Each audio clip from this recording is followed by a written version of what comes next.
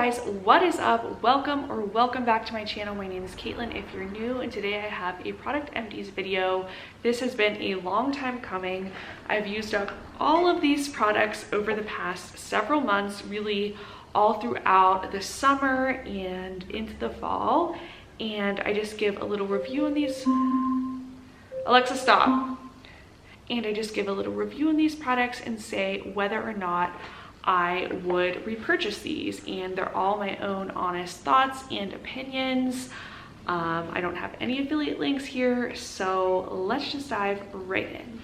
The first product that I used up is this Crabtree & Evelyn Nantucket Briar Bath and Shower Gel.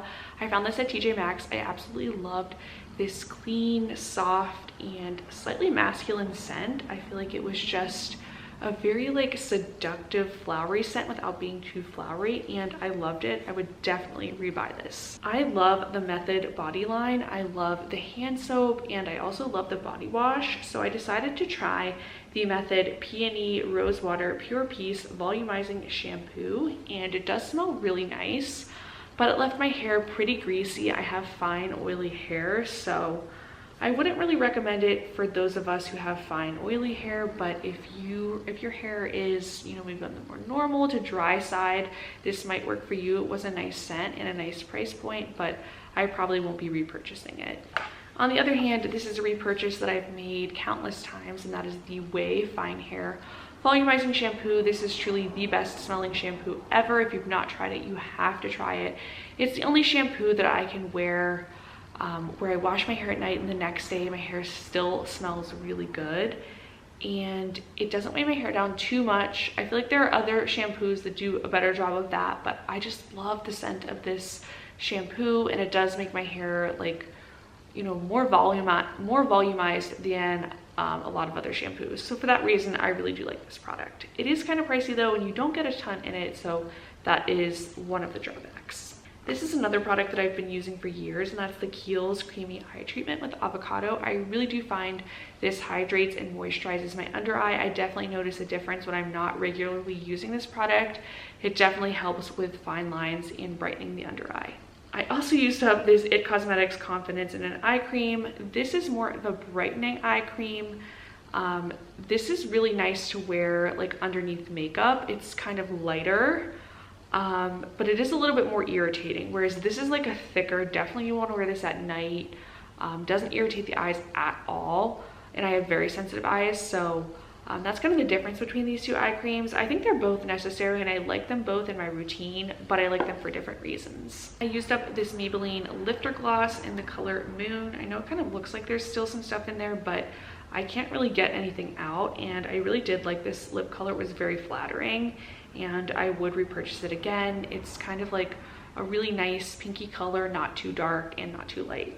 I used up the Too Faced Born This Way concealer. It's definitely been through it. This concealer is my everyday concealer. It's very matte wearing, it's very long wearing. Eyeshadow blends really nicely over it, but I will say as I'm getting older, I feel like I'm getting more like creases on my under eye, and I might be actually looking to switch to a different concealer that's maybe a little bit lighter and a little bit better for those fine lines. So if you have any good recommendations, let me know. I've been thinking about trying out the Kosas concealer. I used up 2 of these Maybelline Fit Me setting powders. This is a great setting powder. It really helps your makeup stay on, and it's such a nice price point, so definitely pick this up. I think it's like $6.99. Anyway, as I was saying, we had to reposition the camera because it was falling. This is the Tresemme Extra Hold Hairspray. It's not very extra hold in my opinion. It's a very cheap hairspray, and I think I was influenced by someone on TikTok to pick this up because they were like raving about it, but I think it was like a paid promotion or even an advertisement. So yeah, I wouldn't repurchase it. It's not very good. Get the Bedhead hairspray. That is so much better. I didn't use this up, but I'm getting rid of it because I literally never use it, and that's this e.l.f. blush in bright pink. It's just like not very good. I mean, e.l.f. is super cheap. I feel like there are some products they have that are good, but a lot of their products kind of suck, so I wouldn't buy this. I used up 2 lip masks, the Laneige lip mask in watermelon and then in vanilla. Vanilla is my favorite scent flavor. It also doesn't really get on anything. When I was using this watermelon lip mask. It was getting like all over my white sheets and bedding, and some of the stains have not come out because I don't know about you, but when I sleep, I usually like bring the covers up to my face, and the lip mask was like getting it on it and staining my bedding, which was so disappointing. But yeah, I wish they could make like other scents that are clear, but just like other flavors and scents, because I'm sick of using vanilla. But this is such a great lip mask. It's very, very hydrating, and I think it's well worth the money. These last me a really long time, and I use them pretty much every day. I used up this Rusk weightless hairspray. Again, this hairspray, I probably wouldn't repurchase. It's good if you want like a little bit of volume, but I would say it's not really holding your curls or your hairstyle. It was time for me to get rid of these, you guys. It was time.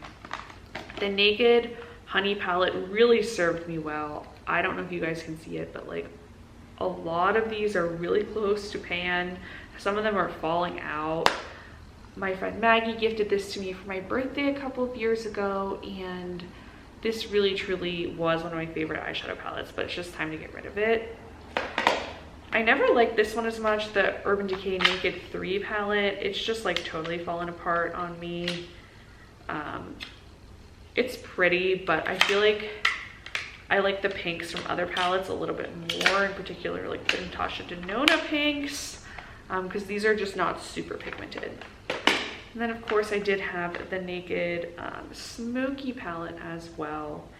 And I feel like I never really used this palette that much. I would always use the smoky shades from my Lorac palette, which I still have and I still use, but yeah, I don't know. I feel like this palette is just like too pigmented. I might save the brush though before I declutter this. I used up a Way hair oil. Again, my hair is like super oily, but sometimes in the summer, especially when it rains, my hair gets a little bit frizzy. So this hair oil is perfect for that. It does not weigh down my hair. It's really great if you just want to smooth this on your hair, like before you curl your hair or after you curl your hair, to kind of set your style. Again, it really won't weigh down your hair, so definitely recommend that. I used up one, but probably more of these Urban Decay Perversion mascaras, and I probably just didn't save them because this is my everyday mascara. I'm wearing it today. I feel like it really enhances your eyelashes, really gives them volume, and it's a very dark, wet mascara, which goes best with fair eyelashes. We love that. I also tried out the Sephora Lashcraft Length and Volume Mascara, and at first I really liked it, but I feel like it just got super, super clumpy really fast.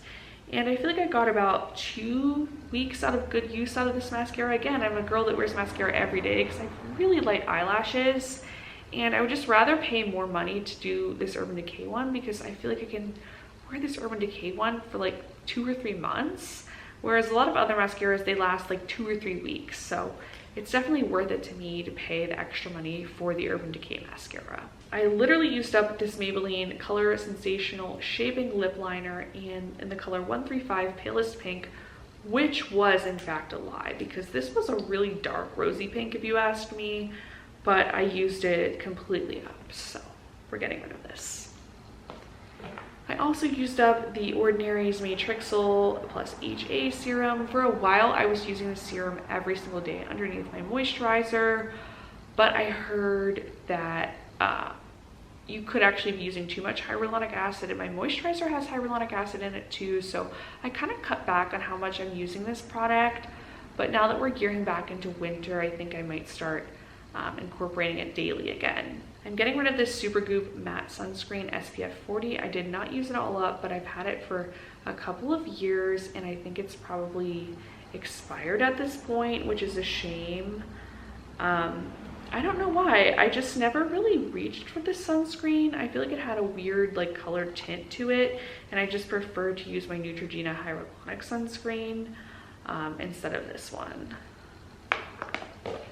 And then again, I feel like I almost used this up, but not quite. The Bye Bye Foundation Full Coverage Moisturizer, Oil-Free, SPF 50 by IT Cosmetics. Again, it was nice that this had SPF in it, but I think, again, my personal preference is just to use the Neutrogena SPF and then put on foundation over top of it instead of getting this combined. But this is really a really nice product. It's full coverage, long wearing, and it's really good. But I don't always want SPF I don't wear SPF daily because I live in Pennsylvania and it's usually pretty cloudy here. We're in a weird spell where it's pretty sunny, as you can see through the window, but we have a lot of clouds here, and I don't really think it's necessary to wear SPF every day here. If I lived in Florida or Arizona or Texas or something, I definitely would, but around here the weather's just not that hot. The UV is not that intense, so I basically get this for like summer like trips. And then finally, I did use up the Smashbox Always On Liquid Lip.